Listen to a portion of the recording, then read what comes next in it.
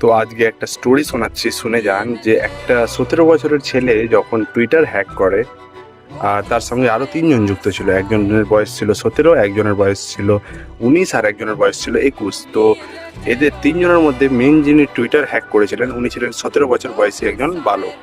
তো যখন FBI তাকে ধরে, এই 3জনকেই ধরার পরে FBI যখন কোয়েশ্চেন করে যে তোমরা কিভাবে করলে, তো বাকি দুজন যে ছিল 19 বছর আর 21 বছরের ছেলেটি, তারা টুইটার হ্যাক করেনি। তারা কি করতো, টুইটার হ্যাক করা টুইটারের মানে ওটাকে ডার্ক ওয়েবে ওরা বিক্রি করতো, মানে হ্যাকিংটা। আর যে 17 বছরের ছেলেটা টুইটার হ্যাক করেছিল, সে শুধুমাত্র এই জন্য হ্যাক করতে পেরেছিল টুইটারটা, কারণ সে জানতো না পৃথিবীতে যে ইম্পসিবল বলে কোনো শব্দ হয়। তাই সে টুইটার হ্যাক করেছিল। টুইটারের কাছে কি অ্যান্টিভাইরাস ছিল না, টুইটারের কাছে কি বড় ম্যানেজমেন্ট টিম ছিল না, সবই ছিল। কিন্তু সেই 17 বছরের ছেলেটিকে কোনো লিমিটেশন দেয়নি কেউ যে অসম্ভব বলে একটা জিনিস হয়, তাই সে টুইটার হ্যাক করতে পেরেছিল। তাই মনে রাখবেন, পৃথিবীতে অসম্ভব বলে কিছুই না, তাই চেষ্টা করতে থাকুন।